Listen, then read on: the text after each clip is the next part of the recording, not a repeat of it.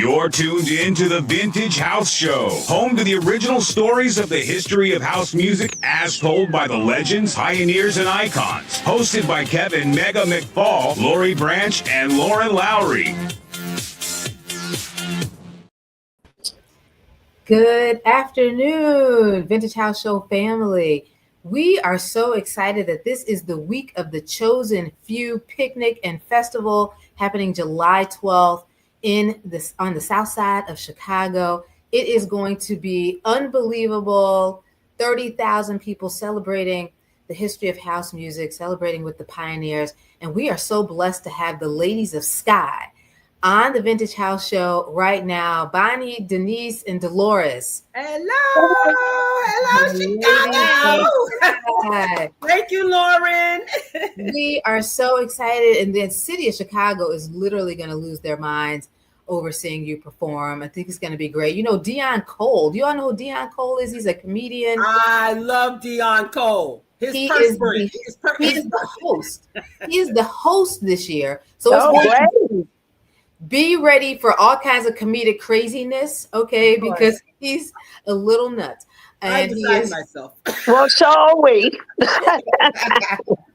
And also, he is also from Chicago, and he's very good with Terry Hunter. And so when I heard that Dion Hunter was going to be on, I thought going to be the host. I just knew that this year is going to be something extremely special.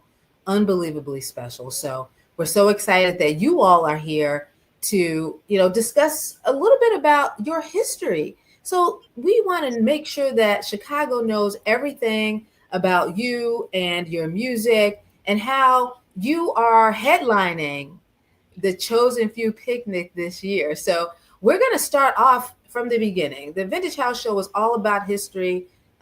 We like to begin with history. So we're going to talk a little bit about sort of your upbringing. So you were all born in Brooklyn, New York. Is that correct? That is correct. That is correct. Yes. So we're going to start from the very beginning. So where'd you grow up there? Where'd you go to grammar school there? Where'd you go to high school there? Give us the details on the beginnings. Who wants to take grammar school? Well, I'll take grammar school. Well, we called it, what did we call elementary? Elementary school. Right. Elementary school.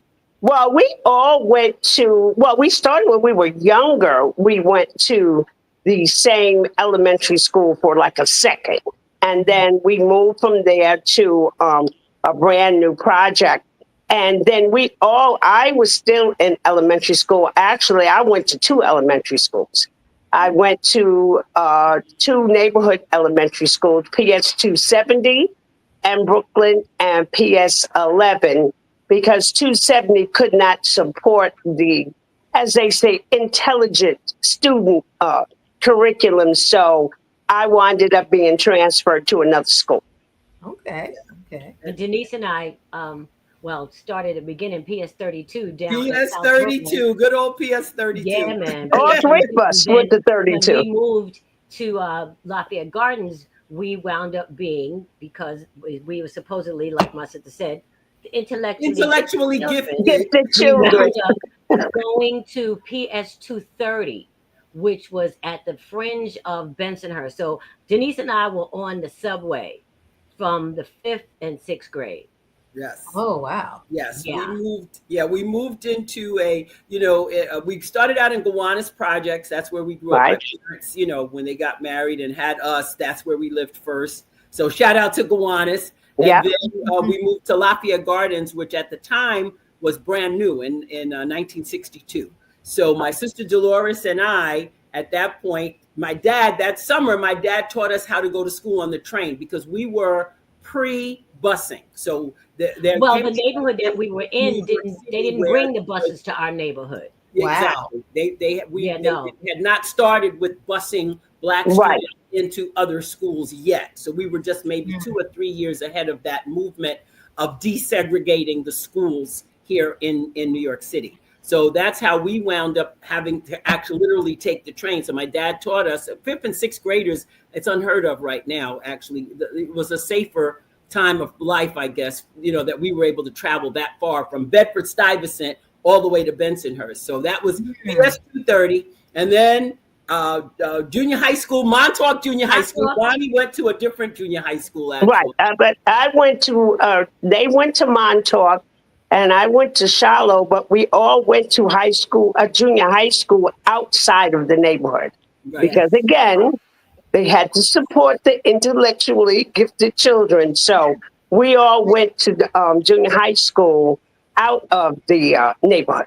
Yeah, that was a construct of us having a choice. One stop on the train away from ours. Right. I was going to just explain, from a historical perspective, that was a construct of the opportunity then to either return to your neighborhood school or to go to the school that was closest to the school you were attending. Right. So we chose to just stay where we were and continue on to junior high school in the Bensonhurst area. And then ultimately we went to high school at FDR High School, where all three of us actually went to that school. Right. And it was brand new. Yeah. And that's where we got our musical, base from, actually. Right. So I learned that your high school was instrumental in teaching you to be professionals, to really educating you. And that doesn't happen again today. You have to have some other types of influences to really understand how to be a professional musician or any kind of creative these days. It's just not that much. They had a very intricate department that centered around being artistically profound. We had orchestra, we had band, we had boys and girls chorus, we had mixed chorus. The art program was amazing. Yes. In the fine arts program, modern dance, we had all kinds of programs that centered around the arts in FDR. Yes. And oddly enough, like Dolores and Denise said, we were taught to sing by the same teacher, but I started out actually playing the clarinet. Okay.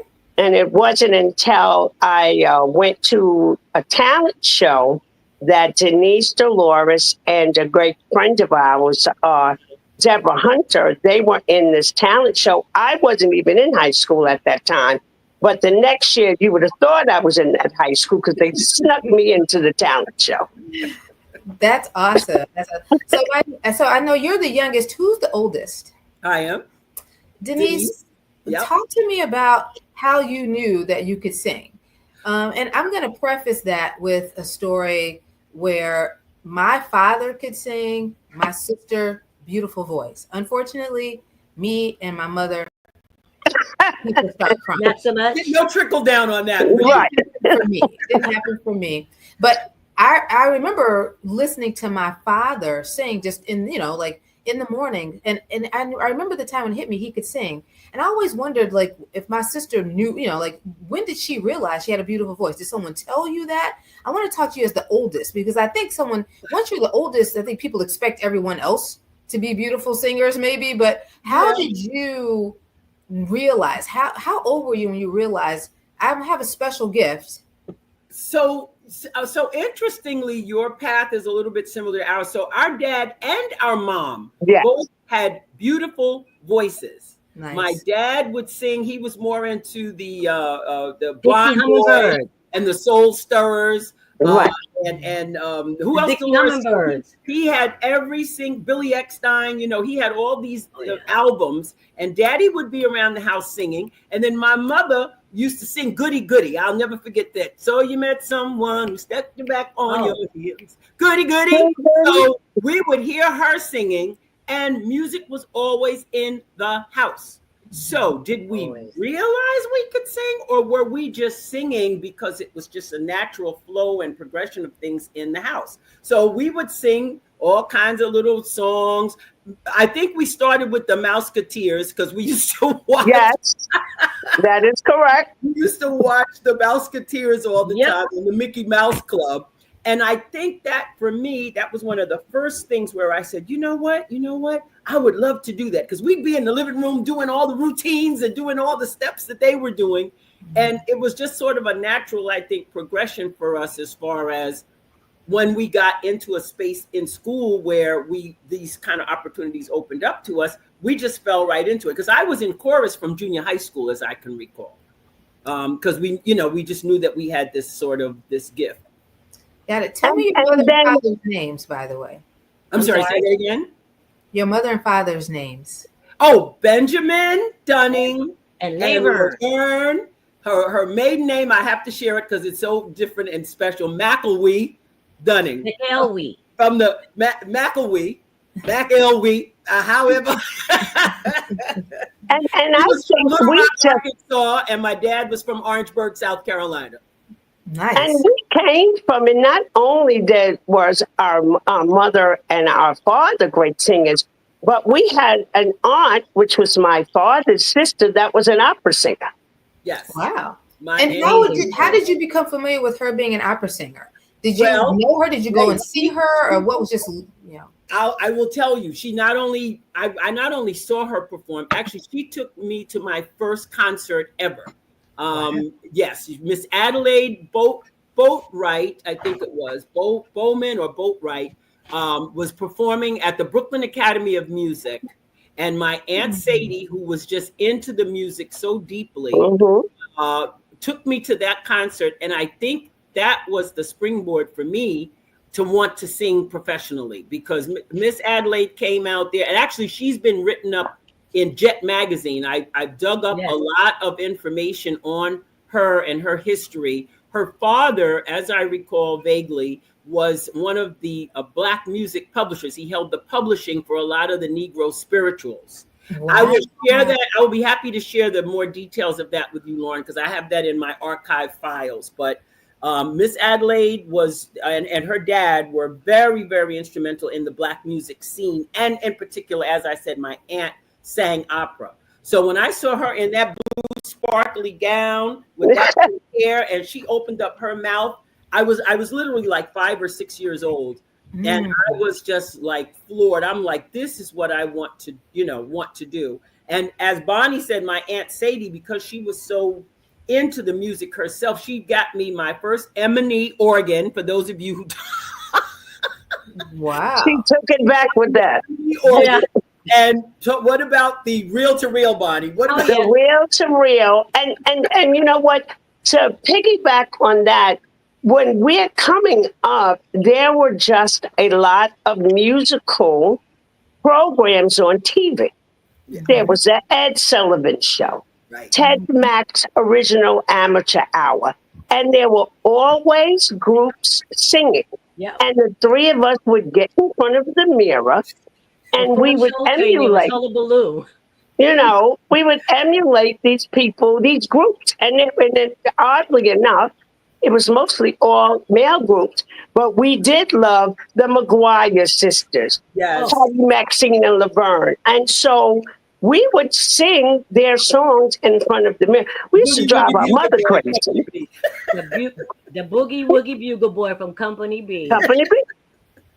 Yes, that was impactful. That was impactful for sure. Yes. I'm going to move forward a little bit. I think I heard you mention that at some point Motown had presented you with a contract. Like you had thought about that, but your parents decided that was not the right thing for you. Talk to us about why that was, and what was because we talk about the business of how this is a business. You have longevity in this business. Not many people do, partly because of some of the things they've signed and the discouragement they receive once something like that happens, when people are taking from them, etc. Talk to us a little bit about saying no to Motown.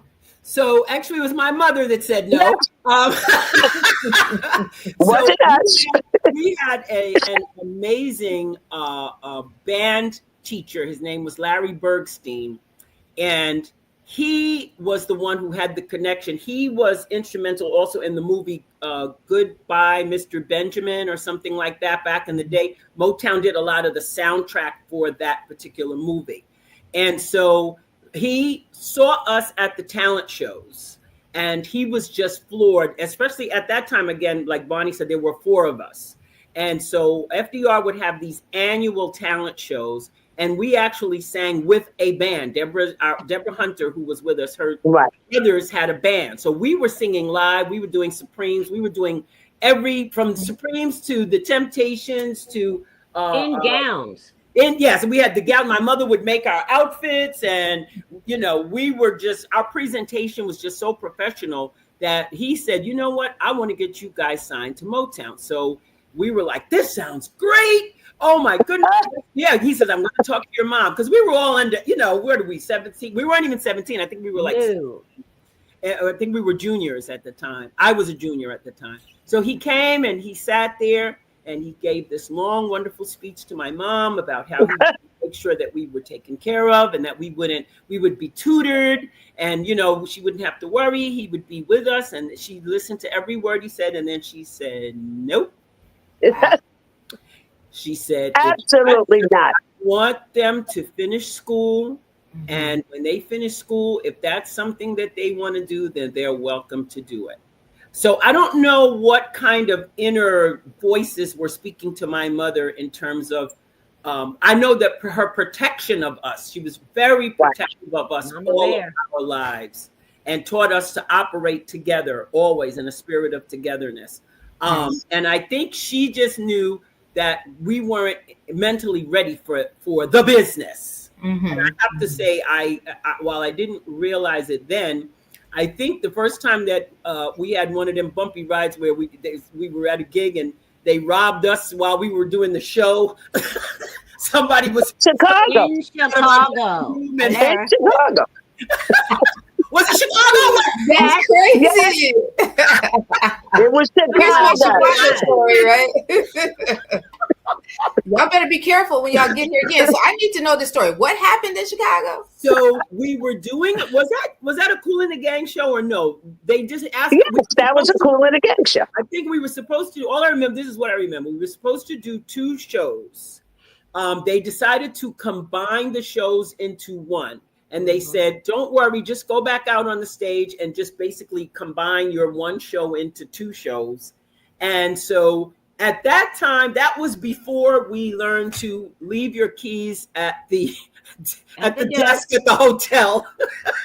You know what I mean? Like, we would bring everything with us, and we would have our purses back there because we assumed that promoters would make sure that the rooms were going to be secured. And so big lesson learned that day. Room keys get left at the hotel, and your personal valuables, we actually bought a big trunk with a big padlock on it, and that's how we would secure our valuables. But anyway, whoever it was came in, took the room keys, went back to the hotel, accessed our rooms.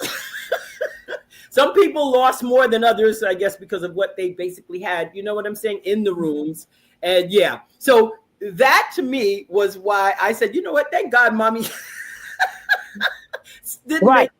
didn't let us do this then, because that was an emotional thing. And so we were and that was the 80s of our lives. Yeah, we were at that stage of our lives. So we were in our late 20s at this point. Yeah. We were mentally prepared for what the road really is.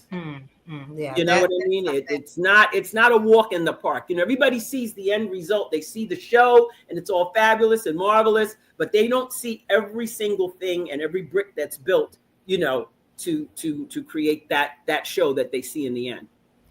Yeah, that's the thing that is always, I think it's so important that young people hear these stories because, you know, sometimes it's not talked about enough with young people who think I'm just going to jump right in. And certainly with the influencer sort of thing that happens right now, people think it's all easy and you become stars and you have songs that will last for 30 years because of, you know, just jumping on and doing it. You are seasoned professionals. You were seasoned by the time you signed with Soul Soul Records, correct? Yes. And so when did you sign with Soul Soul? What made you decide to move forward with that?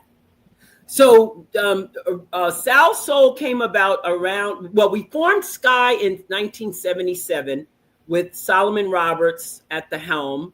And Randy and Solomon had this vision for the type of music that they wanted the Sky sound to have. If you may recall, Randy Muller is the leader of Brass Construction, the group Brass Construction. So Randy and Sol basically recorded our entire first album themselves, produced it, wrote most of the songs. They took about half and half on the songs.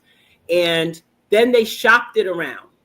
And They went to some majors, Atlantic, Capitol, the larger labels at the time, but what they were looking for was either, we just want the girls, or we just want the band, or there was some like disconnect between what they were presenting versus what the record label was looking for.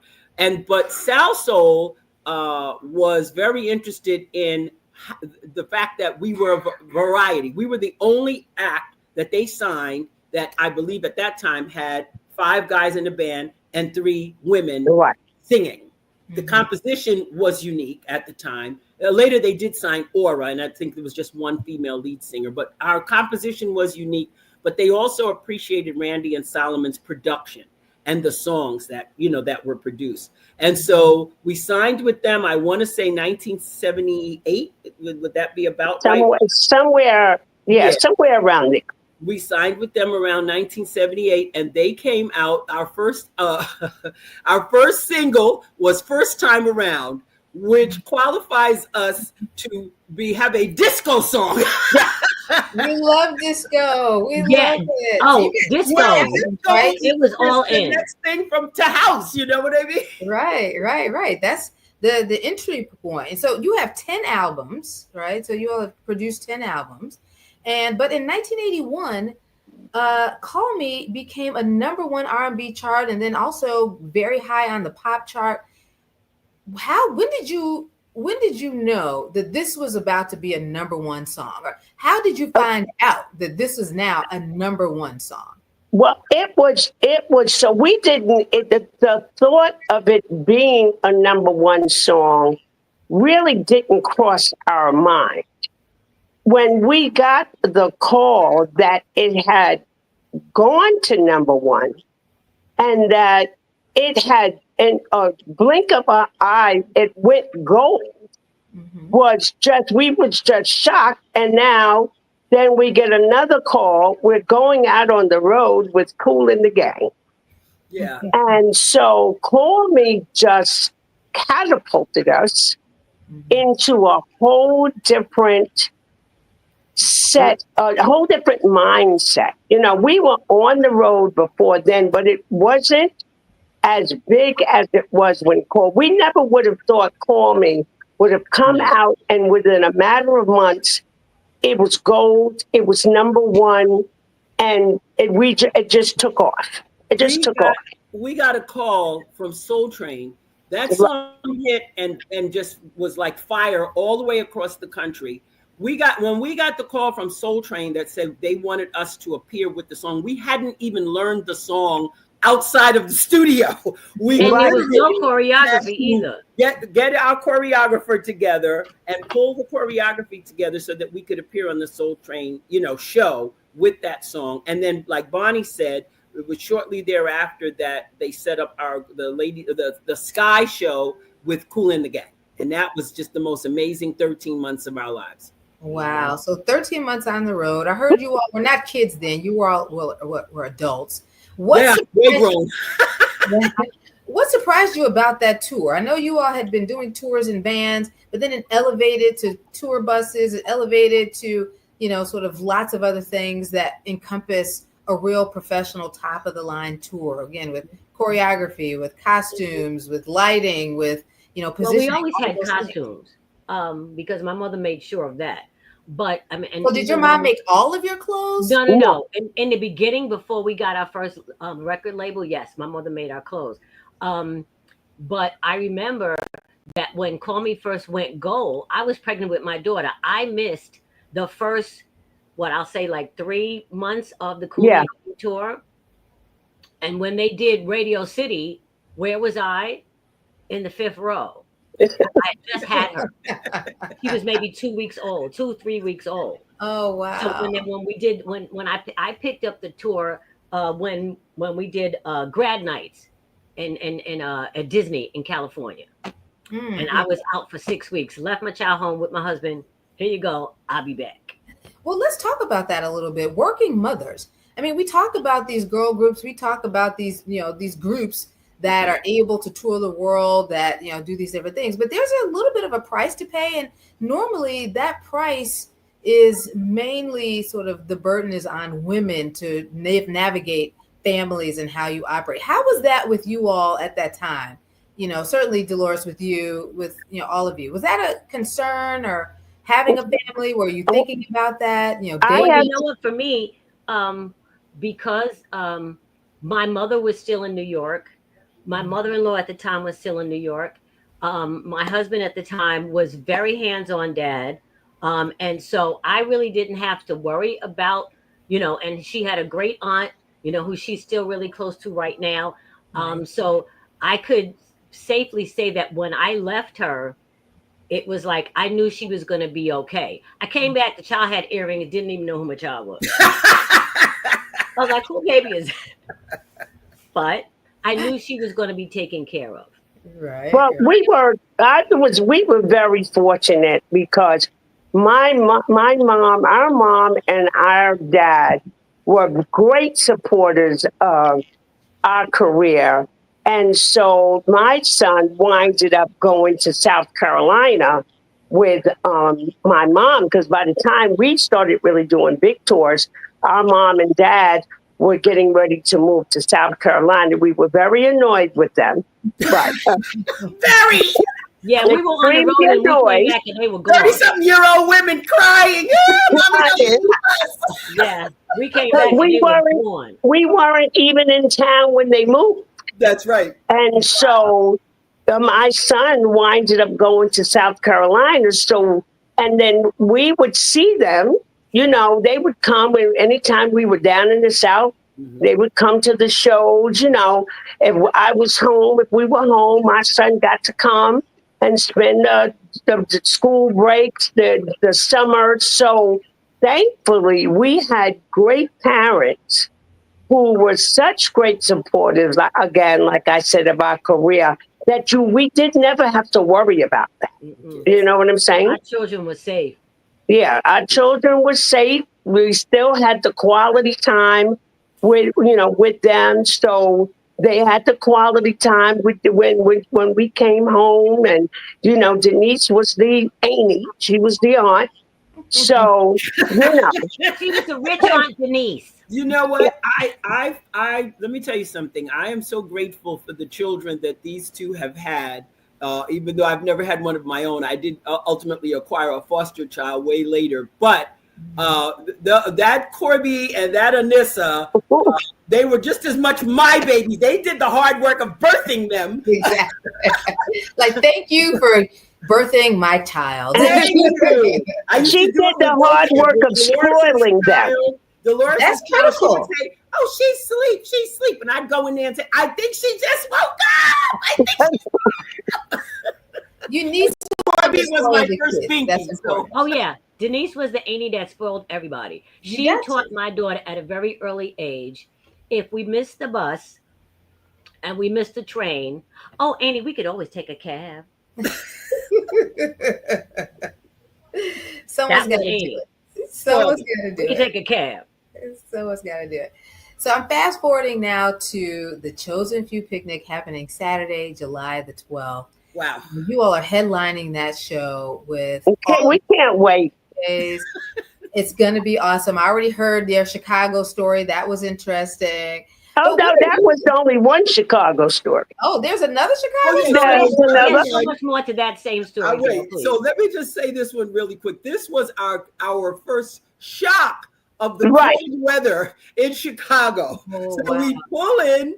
Actually, I think this was around the time also that JT lost his voice, and we had to cover for him, cover a show for them in Chicago as well. But anyway, we get to Chicago. We get to the backstage entrance of the theater. Do you remember the theater? Do you remember where you were? Oh, I wish I did. Where's Ron when we need it? But she's leaving out something. What was that? What she's leaving out is that Lolita Holloway's husband.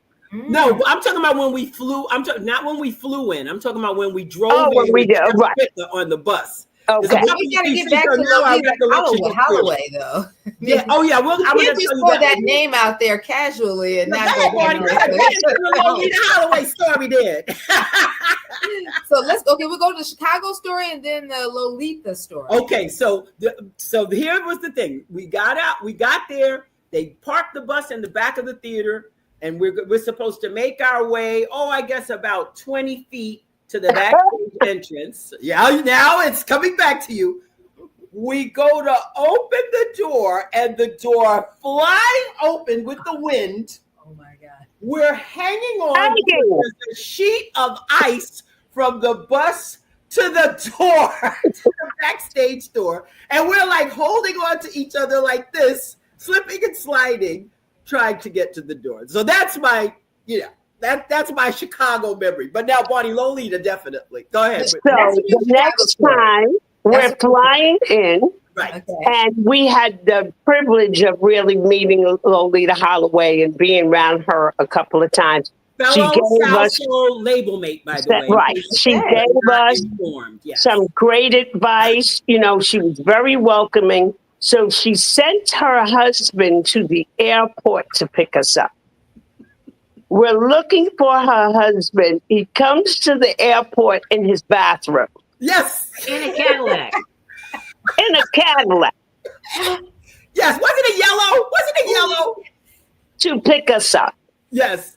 They had they were so welcoming and had such a wonderful, wonderful barbecue for the whole band. Wow. And she sat us down and we were talking with her and we were telling her, sometimes our voices is not right, this, that, and the other. And you know what she said to us? She said, listen, you can't be good 365 days of the year. So she said, if you have a bad show, don't worry. Wow, that's great sage advice. We miss her, and I wish we collect the Vintage House Show and sort of our ancillary foundations really collect the ephemera of the house music genre. And so if we needed more artifacts from her or, things that were in her possession that talked about her music, it's a sad shame that we don't have that much. So please make sure to preserve all of your ephemera, all of your histories, all of your reel-to-reels, all of your written lyrics, all those things should be saved and presented at some point to some group that's going to make sure the public can then research it and speak about you and write about you. Lauren, thank you for that, because we have been saving. Solomon has like a treasure trove of memorabilia, and I might add that my mother had so many clippings and advertisements of our music when the albums would come out. You know what I mean? We have our original joint venture agreement. We have, I have a book with the lyrics, and then I think somewhere I have our little markings. We have these little weird markings that we don't read music.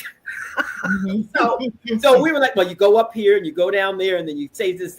So there's a lot of this just very unique Dunning Sisters notations. So we have a lot of that stuff. And I thank you for reiterating to me the importance of saving that, and that has value from a historical perspective.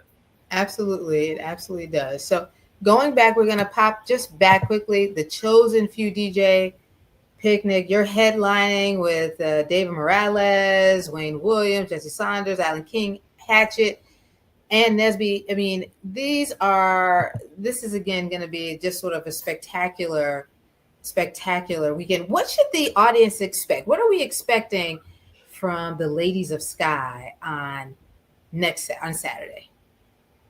A lot of energy. They're going to be extremely surprised. Like most people, they expect a good show, which is what we always, make sure that we give our audience a good show, but they're not going to expect what they get from the 70 plus club. Exactly. We are proud to represent. And I think this is what Bonnie Austin, which was the DJ that was at the Union. I'm sorry, I have to defer to Austin. The DJ that saw us. Terry Hunter was one of the DJs who was at the show we did in New Jersey, which prompted, I think, the interest in us being here. And I'm so happy to say that what he saw that day was so amazing to him and so appreciated by him that he said, hold up, we got to have these ladies come and perform at the Chosen Few DJs event extravaganza. Extravaganza in Chicago. And I'm telling you, you can't even imagine how happy and thrilled we are. We've been working on those tracks so that we can, like Bonnie said, bring it, because we understand that it's actually similar to, we did a similar show in Coney Island. We have a group of friends, DJ friends, Barry Mason, DJ Paradise, I think his name is. Yes. Do something very similar on the boardwalk in Coney Island. And if we could put those people together with the Chicago people, I mean, I am sure we would have the soup mix of the year, because these are people who deeply appreciate house music. Yes. And so we got a little bit of surprise for them as well with one of our songs. I'm not letting the cat out of the bag. Just be there so you don't miss. Exactly. That's exactly what the Chicago needs to see. That's exactly what all the audiences need to see, is like there's a surprise there. You need to be there to listen, to learn, and to enjoy what the Ladies of Sky are going to deliver at the Chosen Few on July the 12th. So, ladies, I'm going to end with a bunch of rapid fire questions. And you just answer with the first thing that comes to your mind. We're going to start. All three of you will answer these questions. Denise, Dolores, and then Bonnie. And I'm going to start with, you all have toured and or worked with the legends of Black music, the legends of music. And so I'm going to ask each of you to tell me, what is your favorite artist that you've worked with? Starting with you, Denise, your favorite artist. Patti LaBelle. I loved Patti. When I met Patti, I stood outside of her trailer waiting for one of the guys from the OJs to get the heck out of there so I could go in there and have my personal time. And when she kissed me, her makeup got on my glasses, and I came back in the bus, and I think I didn't wash my glasses for about a week. That's hilarious. Dolores. The Whispers. Ooh, why the Whispers? We did a show with them, and it was funny because we were in the dressing room, and Scotty looked at me and he said, "Oh my goodness, it's so nice to have to be able to talk to somebody without having to look up." And I said, "I know what you mean." That's funny. Bonnie. Stevie Wonder. Yes. Because for us, and it wasn't just Stevie Wonder on that particular show. It was Aretha Franklin. It was it was just a multitude. James, it was just a multitude of people, and we were so tired because we had been on the road for so long, but we were determined to see Stevie Wonder and to hear him have an arena of 50,000 people singing in harmony. Wow. And so I would have to definitely say, besides Kool and the Gang, I'd have to say Stevie Wonder. That is amazing. So I know you've also performed internationally. I know throughout the United States, but you've performed internationally. I'm going to ask each of you your favorite international city in which you've performed. Starting with you. We're going to start with you, Bonnie. I'm going to say Japan. Ooh, where do you? When I say Japan because there's a language barrier, but they're singing our songs in English. Wow. So I definitely have to say Japan. That is Dolores. Nigeria. Ah. Lagos. We were there like 3 times. And I mean, it was hot. It was blazing. Like, talk about blazing saddles. But the love and support from the Nigerian community in Lagos was amazing. And like the best Chinese food I ever had. and just yeah. That's important, because you gotta eat. Yeah. Right? Gotta eat. Gotta eat. Denise. So I'm going to say France. We've been there twice. Okay. And the French people, actually, we've been there 3 times, I think. Right. But anyway, the French, we were there as Ladies of SKYY, and we were also there as Sky as well. The French people, I'm not sure if the listeners are aware, have this love, absolute love for Black funk music. They emulate it in their writings of their own music. And we had this great band leader who, baby, what was the band leader's name? Great. Magoo. Wasn't it Magoo? No, Use was the promoter. No, the Magoo. Magoo. He has some of the best music in his own right out there, and it emulates funk music. But he is the first band leader that we have been around that could play our music to the T, play Sky's music to the T. So but the last time when we went, the reception that we get from the French, they come with every album, all that's right, albums in bags, CDs that was ever made. And we lined up. They line up, and you cannot leave until you've signed every single person's album or CD, and they adore us. They just adore us. So I love being there with the French. I sure do. That's an amazing story. That's interesting. So one last question: what do you all miss about Brooklyn? What do you miss about Brooklyn? Starting with you, Denise. Wow, you know what I miss? I miss how Brooklyn was. Well, yeah, that's how Brooklyn was. So there's been a huge gentrification in Brooklyn since the stadium was built. The Brooklyn Nets stadium was built 16 years ago. We moved out. Dolores was the first one to defect actually to New Jersey. She moved in 2000. And Bonnie we moved before 2000. Yeah. Well, I got the house in 2000. I know y'all was getting out of there. That's all. I left me there. I was in Queens. And I just moved 18 years ago. I think what I miss about Brooklyn in a good way was especially Bed-Stuy, the Bedford-Stuyvesant community that we grew up in. A very historic community, solid Black families. We grew up in the projects, but my husband teases me. He said, you didn't really grow up in the projects, because we grew up with working parents, present fathers, everyone that we knew when we were growing up, mommy, daddy. Mom might have worked, mommy might have been a nurse, mommy might have been a teacher. Dads always worked for transit police, bus drivers. Our dad was and so the life that we lived there was very rich and full. And we had friends, and we played in the park. We played handball. It was regular. Older guys looked out for us. Dolores married one of them actually years later. We had a group of gentlemen who they were like 18 when we were 14. You know what I mean? Like they protected us. And so that's kind of missing, I think, in society in general. But certainly those were the best things for me as far as my Brooklyn memories concerned. Dolores. Yeah.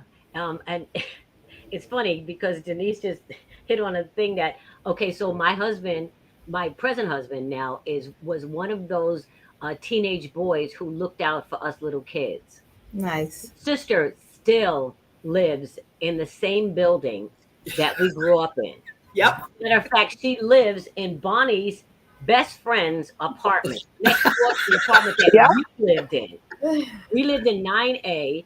Pam lived in 9B. My husband and his family were on 15C.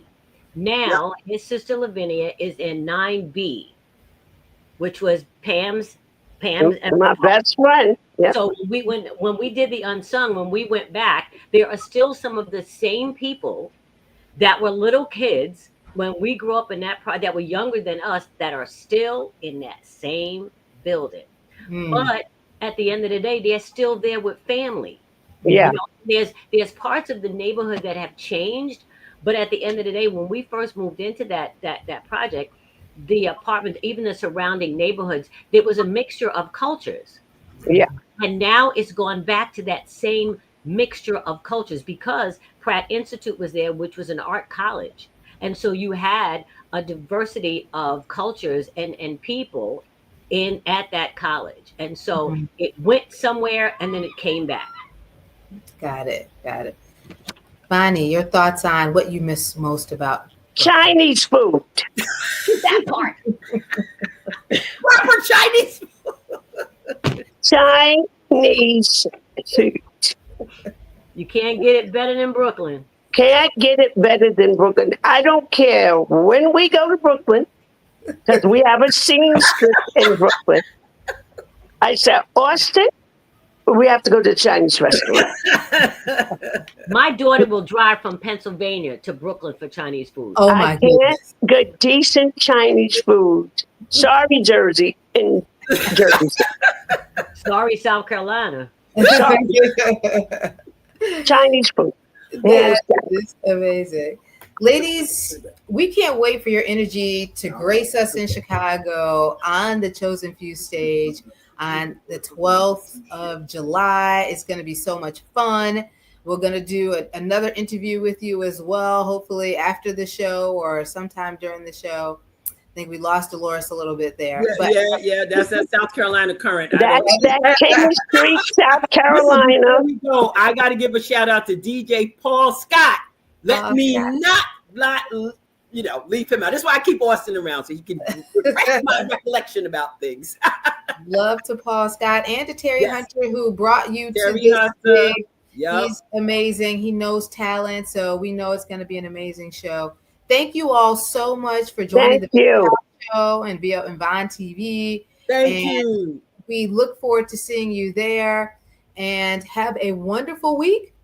Thank you, to have the best time of your life. We can't wait to see you on Saturday. We're going to be fire. It's going to be great. Yep. Chosen Few DJs, the Ladies of SKYY. Check them out. Yes, indeed. Have fun. All right. Okay, Bye. thank you. Bye.